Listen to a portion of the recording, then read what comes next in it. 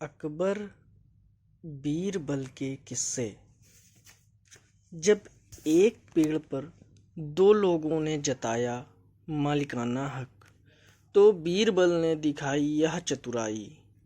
बीरबल अक्सर अपनी चतुराई से बादशाह अकबर का दिल जीत लेते थे। दरबार में आए मुश्किल से मुश्किल समस्याओं का बीरबल चुटकी में हल निकाल लेते थे। इसलिए वह अकबर के बहुत खास थे।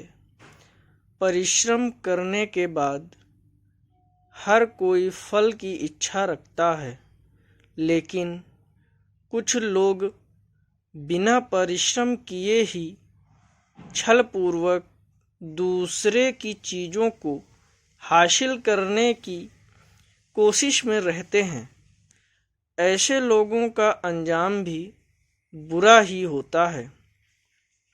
अकबर बीरबल के किस्से में आज आपको बताएंगे ऐसी कहानी के बारे में जिसमें एक आम के पेड़ पर दो लोग मालिकाना हक जताते हैं, लेकिन पेड़ का असली मालिक कौन है, इसका पता लगाने का काम अकबर ने अपने 9 रत्नों में एक बीरबल को सौंपते हैं। जानिए कैसे बीरबल हमेशा की तरह अपनी चतुराई से पेड़ के असली मालिक को ढूंढ लेते हैं। दोस्तों, वीडियो शुरू करने से पहले एक छोटा सा रिक्वेस्ट है। अगर चैनल पर पहली बार आए हैं तो चैनल को सब्सक्राइब कर लें, और अगर वीडियो अच्छी लगे तो लाइक, कमेंट और शेयर ज़रूर करें। अकबर बीरबल का किस्सा। एक पेड़ और दो मालिक।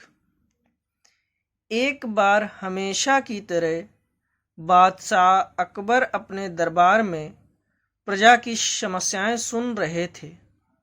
दरबार में सभी लोग अपनी अपनी समस्याएं लेकर पहुँचे थे। इन्हीं में राघव और केशव भी अपनी समस्या के साथ दरबार आए थे। राघव और केशव दोनों पड़ोसी थे। इनकी समस्या यह थी कि इनके घर के बीच फलों से लबालब भरा हुआ एक आम का पेड़ था, जिस पर दोनों ही अपना मालिकाना हक जता रहे थे। राघव का कहना था कि यह पेड़ उसका है और केशव झूठ बोल रहा है। वहीं केशव का कहना था कि इस पेड़ का असली मालिक वह खुद है और राघव झूठ बोल रहा है। एक पेड़ और दो मालिक। अब भला एक पेड़ के दो मालिक कैसे हो सकते हैं? पेड़ एक और मालिक दो की यह समस्या काफ़ी उलझी हुई थी, क्योंकि दोनों में से कोई भी हार मानने को तैयार नहीं था और राघव व केशव दोनों ही पेड़ पर अपना हक जता रहे थे।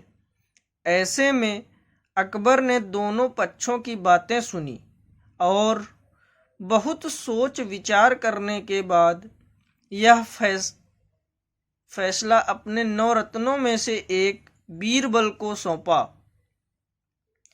बीरबल ने रचा नाटक। इस समस्या के समाधान के लिए और सच्चाई का पता लगाने के लिए बीरबल ने एक नाटक रचा। उसी दिन बीरबल ने 2 सिपाहियों से कहा कि वो राघव के घर जाएं और कहें कि उसके आम के पेड़ से आम चोरी हो रहे हैं। इसके बाद उन्होंने 2 सिपाहियों को केशव के घर जाकर भी यही संदेश देने को कहा। साथ ही बीरबल ने यह भी कहा कि संदेश देने के बाद वो घर के पीछे ही छिपकर देखें कि इस संदेश के बाद राघव और केशव की क्या प्रतिक्रिया रहती है। सिपाहियों ने बिल्कुल वैसा ही किया जैसा बीरबल ने कहा। 2 सिपाही केशव के घर गए और 2 राघव के घर, लेकिन उन्हें पता चला कि राघव और केशव दोनों ही घर में नहीं हैं। ऐसे में सिपाहियों ने उनकी पत्नियों को यह संदेश दे दिया कि पेड़ से आम चोरी हो रहे हैं।